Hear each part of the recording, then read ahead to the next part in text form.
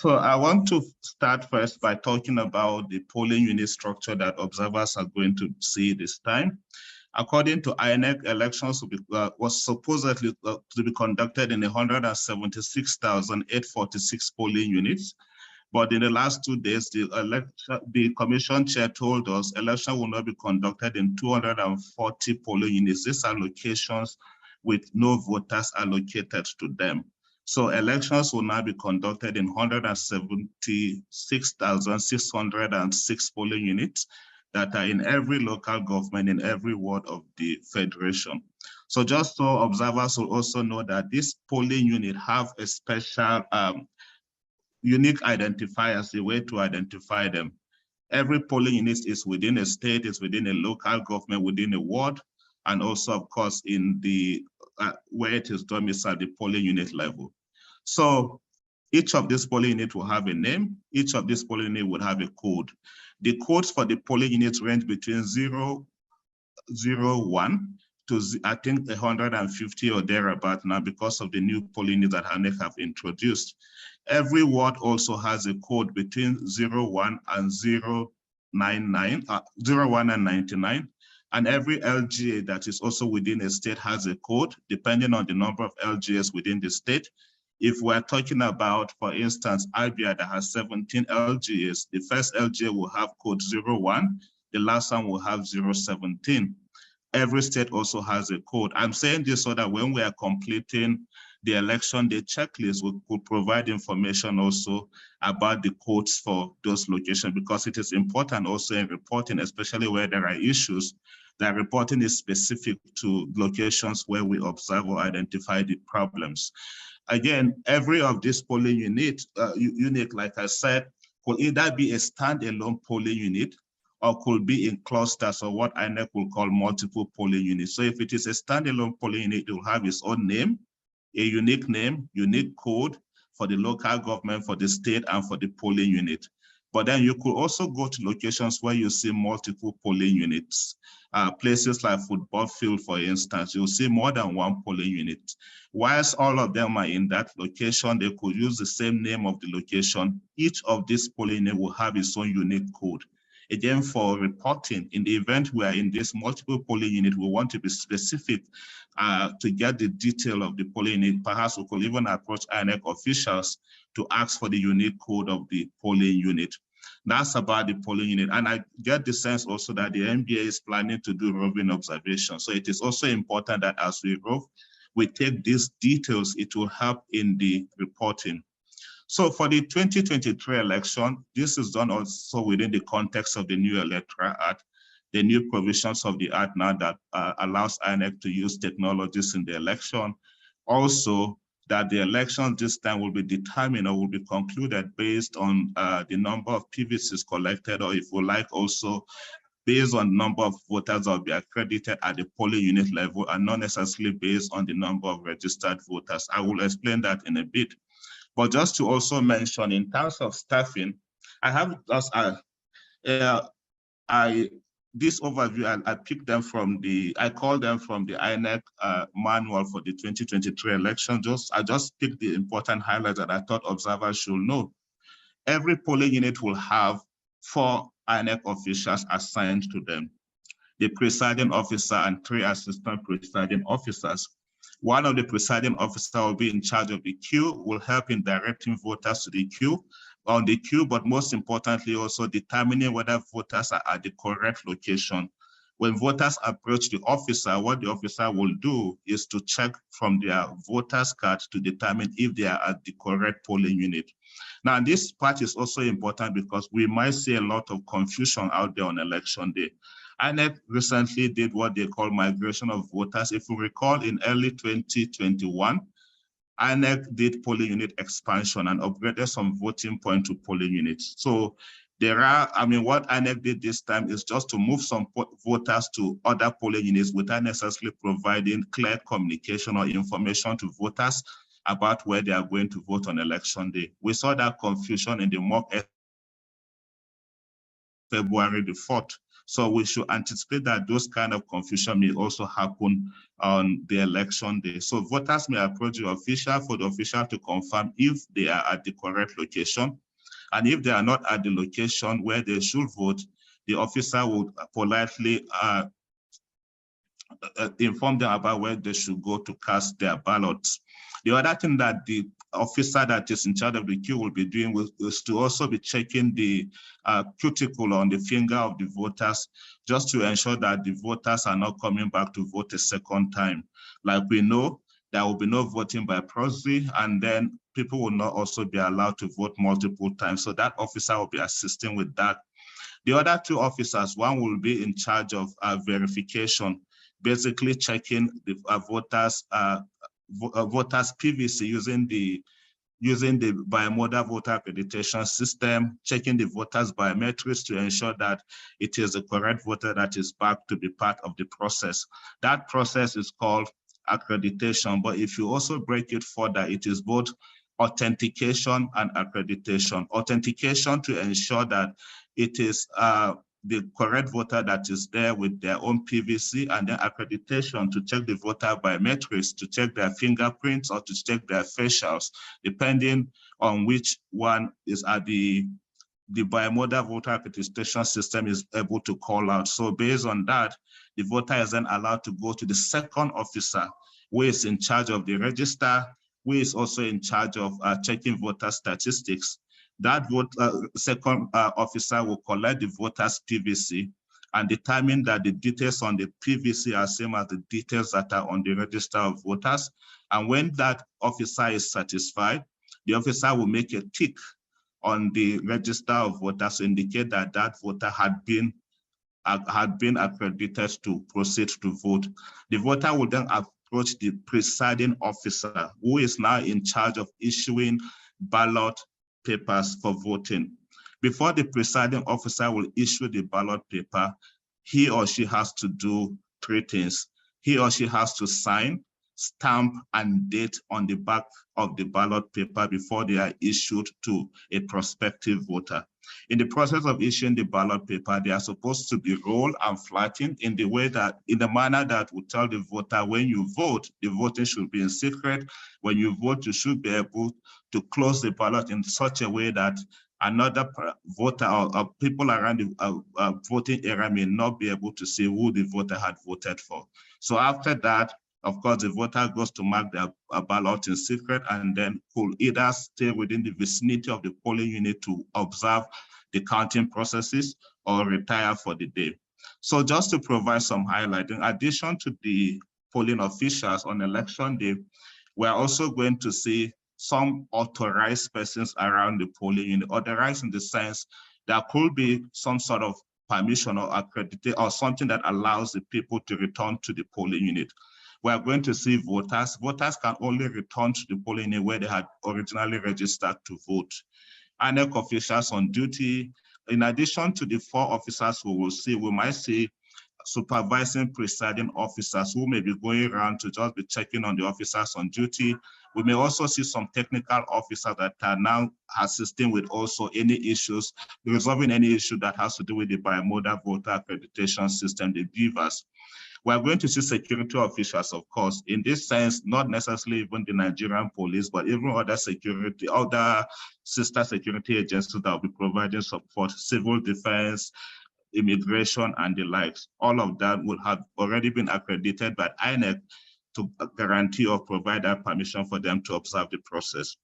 Polling agent, based on the Electoral Act, every of the 18 political parties that is contesting in the election is permitted to deploy one of their agents to the polling unit. One thing we see that is becoming a recurring problem is that sometimes you see more than one agent deployed to polling units and they will just be there causing confusion. I think it is something that we should also watch out for as we go out to observe. Of course, we are going to see other accredited observers. In addition to the MBA observers, we are going to see other domestic Nigerian observers, or either also international observers from the African Union, the ECOWAS, the European Union, National Democratic Institute, IFES and the likes, all of them will deploy their observers. All of these are people or individuals or groups that have been accredited by INEC, and that is the only way they can get access or permission to observe the process. We will also see journalists. Now, to just provide highlights on some essential materials, on the non-sensitive materials, on the INEC checklist, INEC has about 69 of these non-sensitive materials.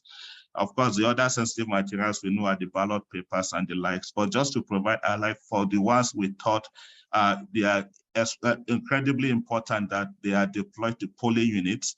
The beavers, of course, this is getting its own strength from section 47.2 of the Electoral Act, which now permits INEC to use any technological means possible for voter accreditation, as well as for resource transmission. So every polling unit is expected to have at least one bimodal voter accreditation system. This will be used for voter authentication, like I said, and also for transmission of accredited voter records to an INEC server. We are going to see the register of voters, of course. This will also be either on the beavers or also the hard copy that will be on display at the polling unit. Because we are going to have different elections, there will be different ballot boxes, the one for presidential, as well as the one for the National Assembly elections, that is on the 25th. And on March 11th, we're going to see for governorship and for the state houses of assembly. Ballot boxes will be color-coded, I think in red, in black, in blue or green. So they will be color-coded based on the different election, but they will also be clearly labeled for people to be able to know or understand where to drop their ballot papers. Ballot papers will also be there. Most times ballot papers are also deployed to the polling unit in excess or according to the number on the register, not according to the number that INEC assume will come out to participate in the process. INEC officials are also expected to take account of this at the beginning of the process before the commencement of polls. There will be different INEC forms that we will see. That will be the one for the polling unit information there from EC30. That will display, it will be on display that will indicate the name of the polling unit code, like I mentioned. There will be other forms like from EC40H, which will be for taking statistics of persons with disability. There will be also from EC40G. This is now a new form that INEC is introducing in this election. This will be for taking records of canceled polling units, where elections are cancelled in the polling unit. INEC officials are expected to take record on Form EC40G, so that at the end of the election, instead of submitting Form EC8A, which is the polling unit level result sheet, it is the Form EC40G for cancelled election that will be submitted to the INEC online database. Of course, there will be gray ballot guides for assistive aids for persons with disability. There will also be indelible ink. This will be both the one in the voting cubicle and also the one that INEC officials will be using for the voter cubicle. There will be disinfectant. This is for cleaning the surface of the beavers whenever every voter comes to mark their ballot. So it's just a quick highlight of the setup procedure. As we know, the process on election is expected to commence from 8:30 to end at 2:30 in the afternoon. But before the commencement, officials are expected to come set up the voting location. In fact, the electoral guidelines had even advised, the INEC manual rather had advised that the officials should be there as early as 7 a.m. to start the setup procedure. It is expected that all campaign materials be removed. Campaigns are expected to end at least 24 hours or 48 hours before the elections. So they're expected to remove all campaign materials, set up the polling unit according to the layout. Like I had mentioned, there will be an official in charge of the queue. So that official will be in the outer area of the polling unit that will be directing people to come into the polling unit. And then set up the different tables and chairs, set up also how party agents, observers should position themselves. Set up the voting cubicle. The voting cubicle is that area that is carved, is a box that is carved where people go in to mark their ballots in secret. The beavers is supposed to be also checked for operational readiness. And then before the commencement, something we should watch at, especially if we're there before the commencement of polls, the beavers is supposed to be set as 0. Everybody should be seeing that the beavers is set as 0 before voting commences. And a point to also mention that INEC now is doing a process that is called continuous accreditation and voting. So it has collapsed the process of accreditation and voting into simultaneous accreditation and voting. Both will be happening at the same time. As the voter is accredited, the voter proceeds to go and vote. The voter is issued with the ballot paper, and then the voter proceeds to go and vote. So before the commencement, the official is expected in the full view of everyone to show the ballot box that they are empty, seal the ballot box, lock them, and put them in designated places where people can see them, and people will be able to mark their ballot. So after that, the voter allow accredited observers and journalists to enter the polling unit and start the process. Before the process commences, there also may be some form of voter education just to provide some ideas to voters about the procedure and what everybody is expected to do at every step of the process. Now, polls will begin at 8 a.m. Ideally, it will start officially by 8:30, but then at 8 a.m., like I said, the official is supposed to make all those arrangements like I had mentioned earlier. But to mention also most importantly here is that there will be separate queues at the beginning, depending on what the culture permits in the voting area. In some places, you could see 2 queues for men and women, but there will be an additional, whatever be the case, there will be an additional queue this time for the special interest group, for elderly, for women, and for pregnant women, visibly pregnant women, and then for persons with disability. So when all of this is done, the voter education is also provided there. The official will then declare the process open, and then the process commences. Ideally, that process should start from 8:30, but we have also seen cases in the past where these processes start earlier than 8:30. It is still okay, provided that they had done all that the guidelines have required them to do before the process commences. So I had also explained it. When the officer, when the voter, the steps, when the voter arrives, the first to do is to approach the officer in charge of the queue to determine if the voter is at the correct location. If the voter is not at the correct location, the officer will then direct the voter to where the voter should go to participate in the process politely. The officer does 2 things again to check the PVC of the voter to determine if they are the correct location. Just to mention that every PVC has the code for the polling unit where the voter should vote. Every PVC to some extent even have the name, has the code of the polling unit. So if the voter is not at the correct polling unit, the voter is directed to where they should go to vote. Yeah, so if the voter does not have a PVC, the voter will not be allowed to vote. If the voter also has a TVC, a temporary voter's card, the voter will not be allowed to vote. According to the INEC guidelines, the only access that the voter will need to participate in the process is to have a PVC. So that is the only determinant for participating in the process.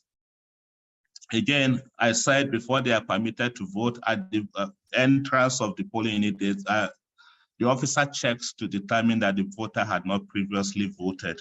If that has been established, the voter then approach the presiding officer, the assistant presiding officer for verification. The presiding officer takes the voter's PVC, check the PVC against the beavers to determine that it is the voter. Once that is done, it will call up the information for the voter. Where that is not successful, where that is successful, the voter is then allowed to proceed to the second stage. So they check the PVC of the voter to authenticate that it is the voter's PVC, and then they begin to also check the biometrics of the voter. They check the voter's fingerprint. If that doesn't work, they then check the facial biometric of the voter. They take facial recognition and also to match that. Either of the two must work before the voter is allowed to proceed to collect the ballot paper. Now, we have seen also some concerns from the recent mock exercise that there were persons that registered in 2011 that the beavers was not able to recognize their biometrics. I don't know how INEC is going to resolve this before the election, but INEC has also mentioned that they are not going to be using any incident form this time around. It has to be, everybody has to be processed through the beavers. So I think that is just a point to note. and something to also watch out when we go out. I don't know how INEC will want to resolve that concern.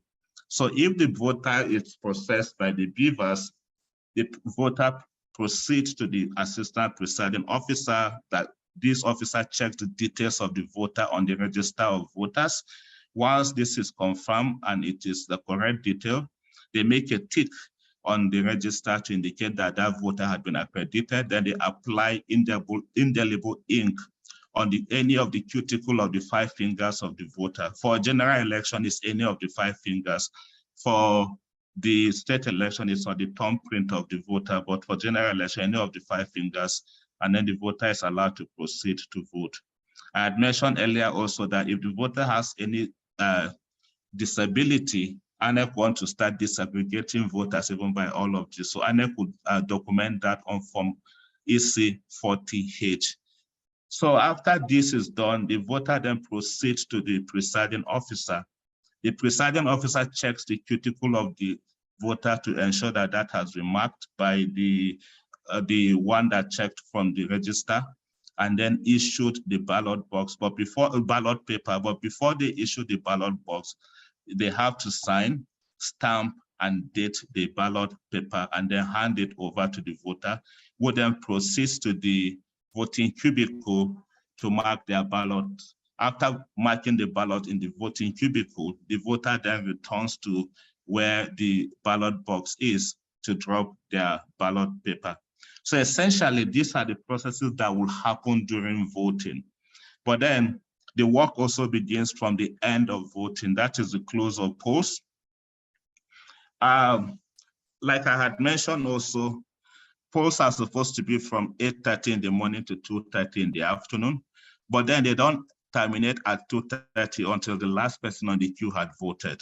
But if there are no people on the queue before 2:30, it might even end before the designated time of 2:30. It is expected that the officer allows everybody that is on the queue to be processed to vote. Once it is approaching 2:30, the presiding officer will ask the security officer to stand behind the last person on the queue, which will indicate that after that person, no one will be allowed to join the queue again. So after that, after everybody had voted, the presiding officer will then declare the voting closed and then cross off all unused ballot paper. Now, to be clear also about the ballot papers, once a ballot paper is issued in a booklet, anyone that is removed from the booklet is called a used ballot paper.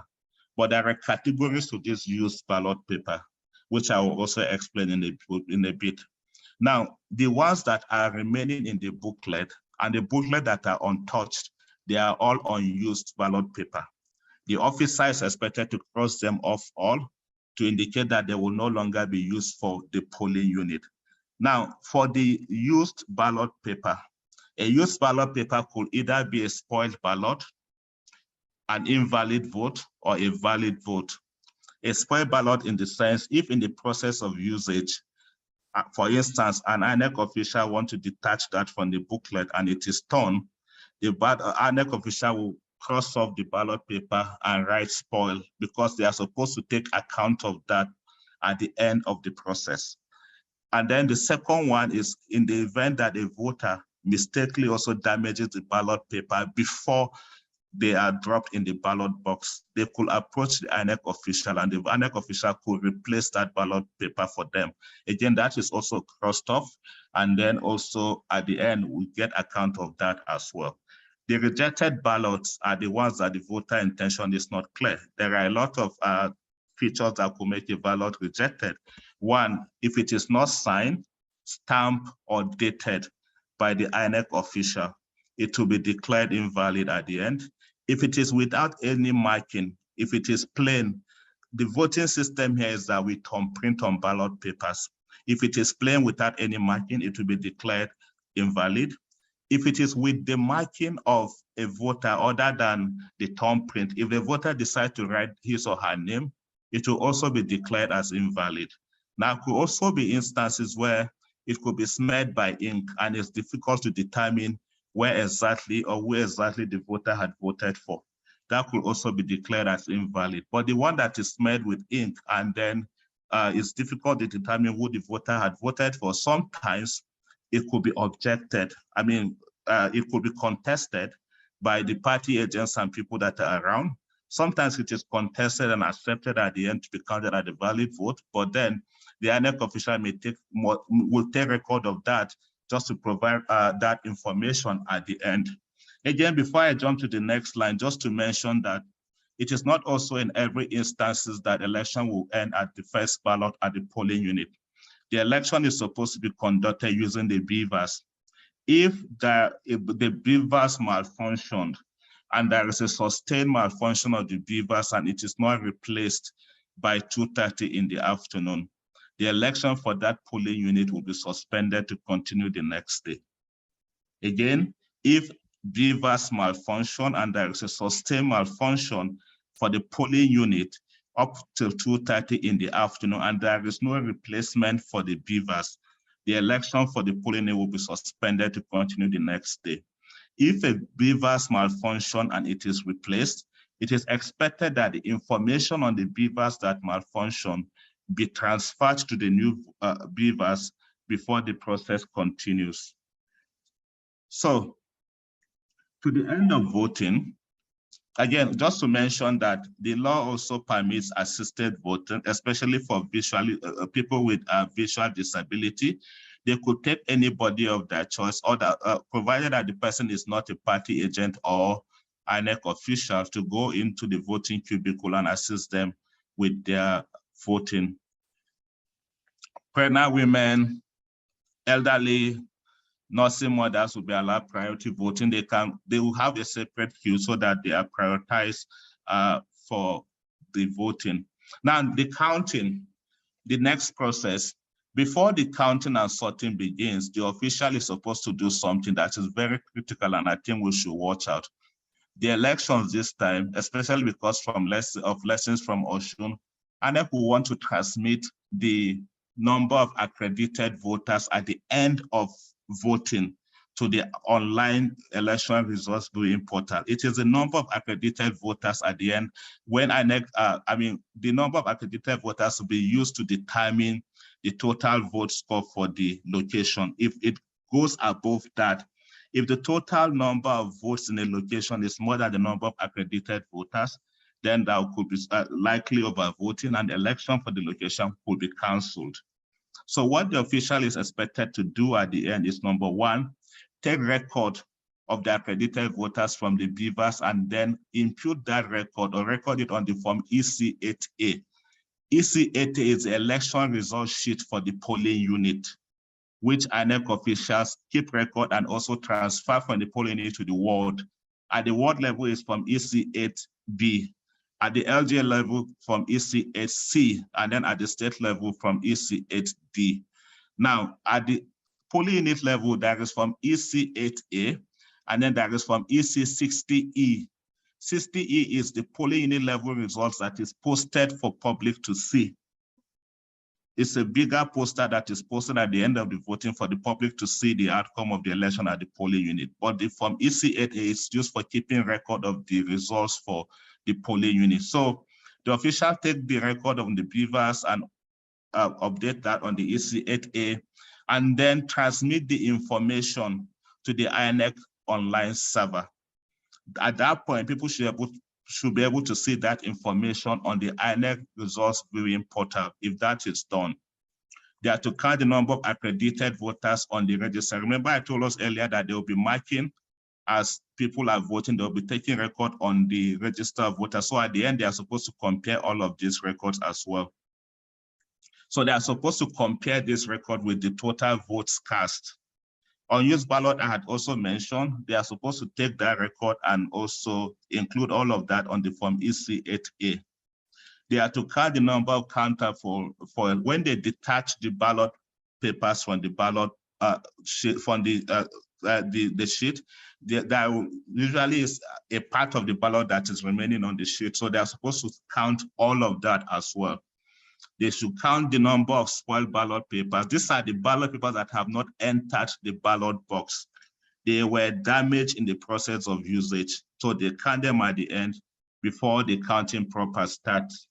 So for the counting, of course, they are expected to put this on the flat surface, and then based on the election that will happen, if they are starting with the presidential, for instance, clearly also have different piles for the different parties. For instance, there will be a pile for rejected ballot papers, then pile for party A, party B, up to the 18th party, and then begin to, after they had, the first count is to count the rejected ballot, because the rejected ballots can be contested and they can be returned as valid ballots.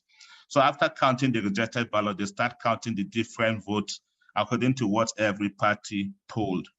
So when all of this is done, they record on the form EC8A what every party got, and then also record on the form EC60E to paste at the polling unit level. They are expected to take a snapshot of the results at that level and then transmit to the INEC results portal. Again, I mentioned earlier, if for any reasons the election at the polling unit is not conclusive, especially in the where there is violence, or for some reasons the election cannot be concluded, they then complete from EC40G and transmit that instead of transmitting EC8A, they will transmit from EC40G to the INEC results portal. The form EC40G will be concluded in the process where there is suspicion for overvoting. When INEC officials put the total number of spoiled ballot, rejected ballot, valid ballot, and it's not making sense, or it's the number of accredited, the number of ballot papers in the ballot box is more than what INEC officials have in their record, then of course that's overvoting, and the results for the polling unit location will be cancelled. So in a nutshell, this is it about the procedure. I will pause here and take any question if we have. Otherwise, we can also just quickly discuss how observers will submit their reports on election day. Thank you. Okay, brilliantly delivered there. Thank you so much for what you have done so far. I'd like to say that I think it's better that you conclude this phase, after which all questions will be taken accordingly afterwards. So please kindly proceed. Thank you so very much. Thank you very much, Alta. So I will stop this and then share another screen again.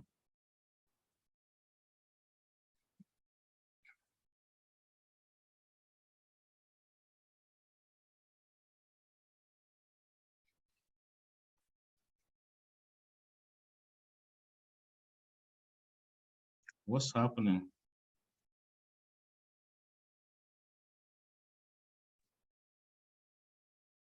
I am back. Alta, can I continue? Yes, Mr. Paul, thank you for quickly getting. All right, I just want to quickly provide highlights about the data collection processes. I understand the MBA will build a Google form. It's going to be an online form that will be, that link will be shared with observers and will be on our phones where we can submit our observation. I just want to provide a quick highlight of some questions that the MBA may consider that we will see on the form. This is not finalized. I had a conversation that the finalization will be done and all the materials will be shared with the participants. But then the first point to note, I had mentioned about the commencement of the polls, that it will start from 8:30 in the morning.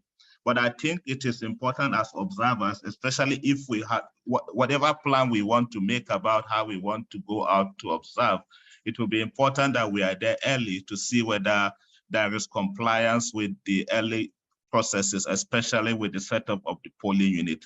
So I expect if we're roving, we may go visit about 3, 4, 5 polling, depending on our strength or where we can cover. But I think it will be important to observe the opening processes in at least one location. For instance, I have a question that asks what time. Don't bother about this tool. Your own will be, we'll clean up this and share the final tool with everybody. Something like what time did the voting and accreditation start at the polling unit? We got a time range between 8:30 and 12 noon. it is critically important, for instance, that as we observe, especially this part, that we think about a mechanism of sharing feedback with INEC or with other stakeholders. This is going to a large extent affect the conduct of polls on election, especially feedback from stakeholders. If you recall the last 3 elections, general elections, most of these were suspended, perhaps because of the kind of reports that stakeholders also had shared with INEC before those polls. In 2011, I know observers, based on observation effort, had seen across the country that polling units were opening late. They advised INEC, and INEC suspended the polls by 1 week. Now, it is important that we go into the election prepared, that we go with the assumption that since it is happening in Gombe, for instance, we can go ahead, other states can sort themselves. This is going to be a national election. For the presidential, the constituency is one. What affects one will affect the other one.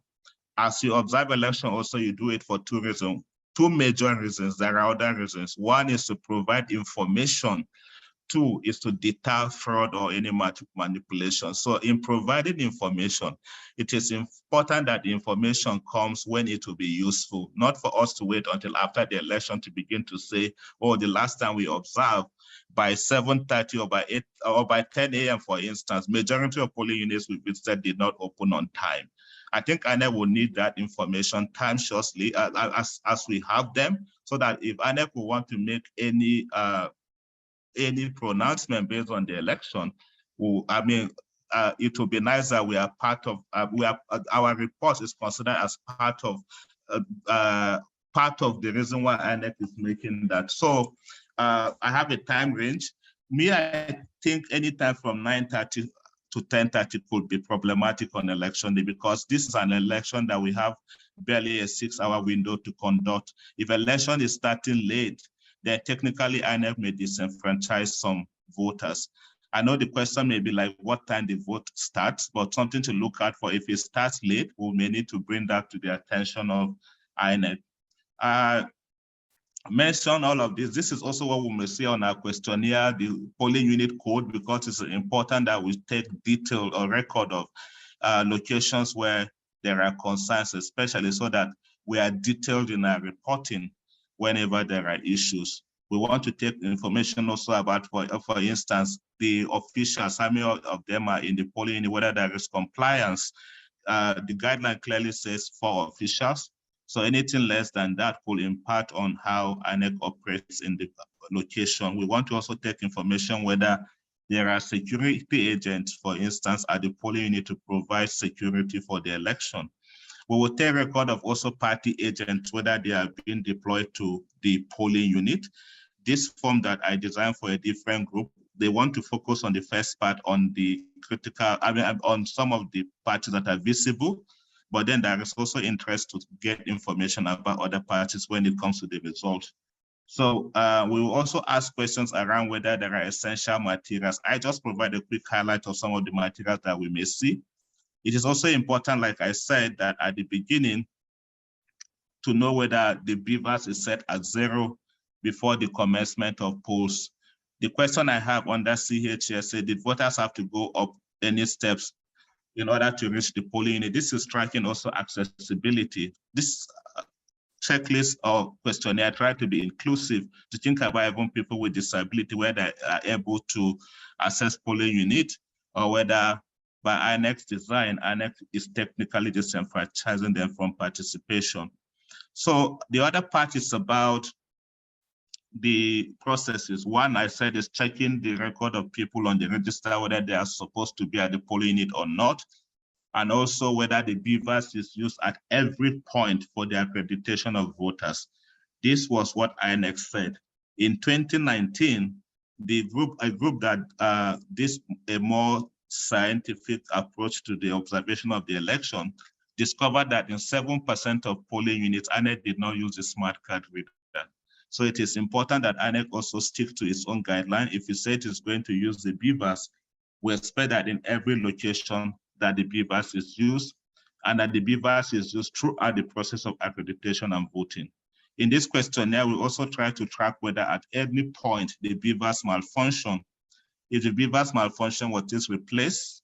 If it malfunction, was it fixed? This is important because if a beavers is replaced, it is important that the information on the old beavers is transferred to the new beavers.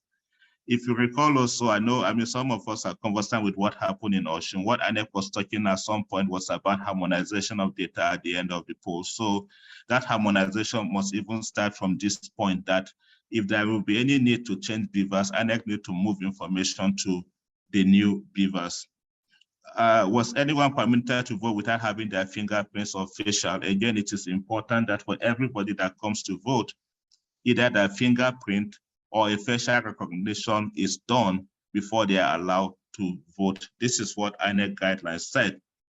Again, every voter's cuticle must be checked for indelible ink before they are allowed to vote. But before they also vote, every voter's cuticle must be marked. I said any of the 5 fingers must be marked with indelible ink before they are allowed to vote. And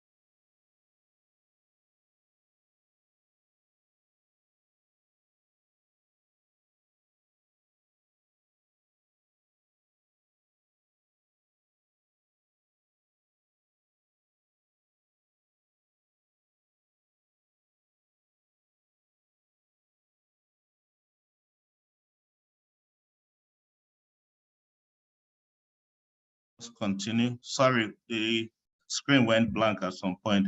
So we also want to track whether there is any attempt at vote buying. That is becoming a recurring decimal, a recurring concern in almost all the elections that were conducted in recent time. Yeah, and it's also important to track whether the officials were professional or non-partisan. Even as we say, observers should also be non-partisan and professional. We also want to observe the officials. This document also want to track whether there is any form of intimidation or harassment. So we try to include even a likely critical incident question on the form. Here we also want to track whether everybody that was on the queue by 2:30, since they said the process must end by 2:30, whether everybody on the queue by 2:30 is provided the opportunity to be able to vote. And it is also important to know the time that the accreditation process finished. We will compare the time against the time that counting of votes also will end. For instance, if accreditation process is that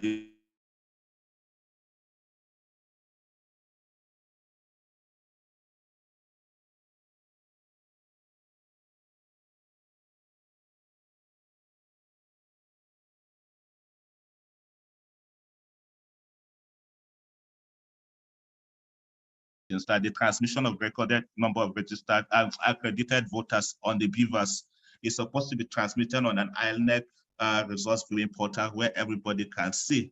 We also want to track, according to the beavers, how many people were accredited. That's also important that we have that record. Again, before counting, we want to know the number of unused ballot papers, the number of spoiled ballot papers, even issues around rejected ballot papers. All of this have to be sorted before the main counting of polls will begin. So I'll just quickly go to the end. These are things that we all know already. The end is also about the votes for every party. Each party that come to that is part of the process. At the end, when the invalid votes are removed, the ones that are remaining as the votes, valid votes, are then shared to the party according to what each party scored. So we take record of this. After that, the party agents that are there are supposed to sign. According to the law, signing of the, not signing the result sheet does not invalidate the election. So they are supposed to sign the result sheet, and then they're also supposed to get a copy of the result sheet. A point you also mentioned is that the party agent can actually ask for recount where they are not satisfied. And the guideline also said that the INEC officials can do the recount, but only once. At the end, they are supposed to take a snapshot of the result, like I said, and post on the INEC election results viewing portal. If there is any need to cancel, any reason to cancel the election results at this point, it is not the Form EC8C that is posted on the INEC results portal, but the INEC Form EC40G for the polling unit level. So I will stop here. This is just to provide a quick overview of this. Like I said, the team will share with us the form and also the link to the online link where we will post our reports on election day. Thank you for listening.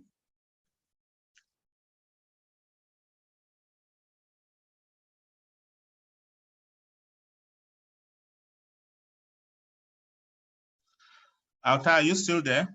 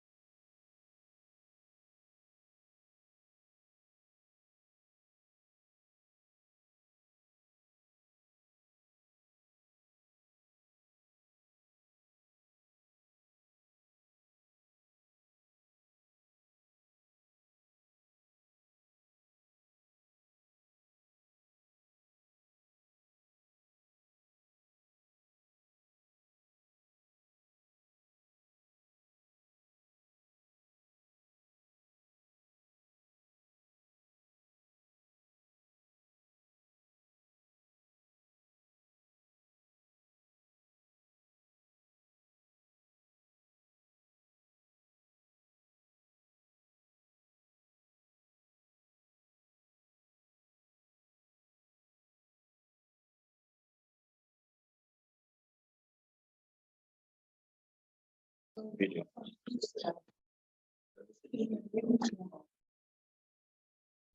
Okay, so we had a little bit of network glitch here and there, but we're good and we're back. Thank you, Mr. Paul, for that very insightful session.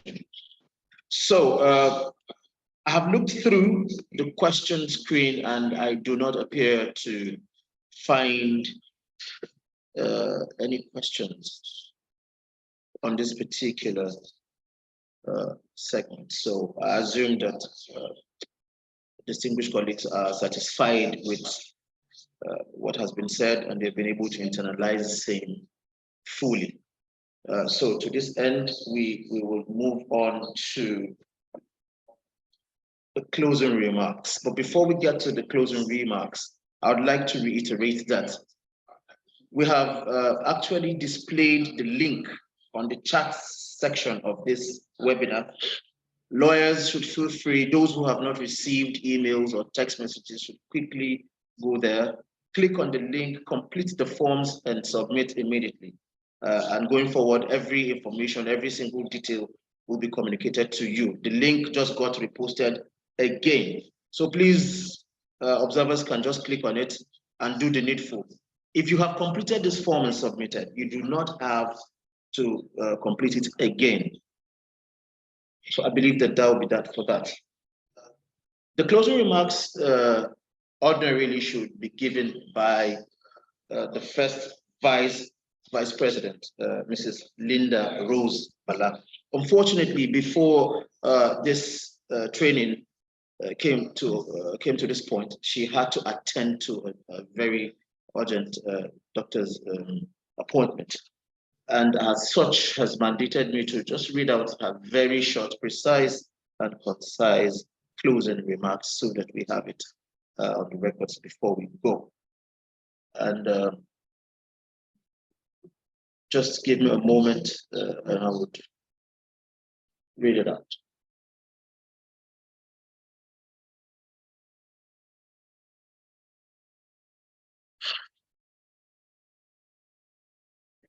Okay, so this are her exact words.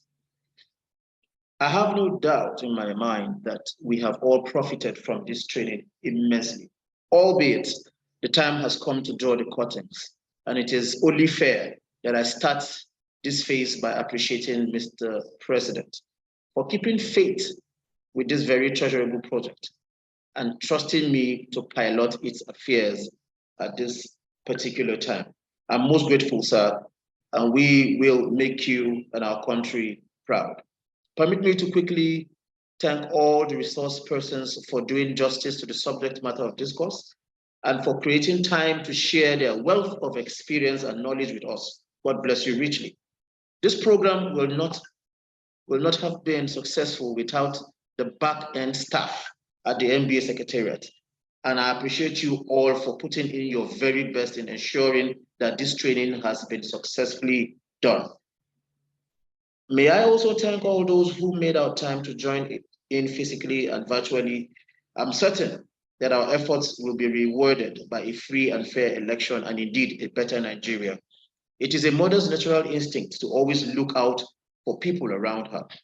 And to this end, may I quickly advise our observers that when we go out to observe the elections, that we apply our hearts to wisdom and stay very vigilant and cautious. We need to be alive to bring about the change that we all desire. So please stay safe. Thank you all once again, and do enjoy the rest of your day. These are the words of our first vice president, and we thank her for putting this together. We're most grateful. Before we go, I would like to reiterate it, perhaps in a more friendly language as done by the South. For all the observers, when you go out there, I beg, no go do pass on ourselves. Have a wonderful day. Cheers.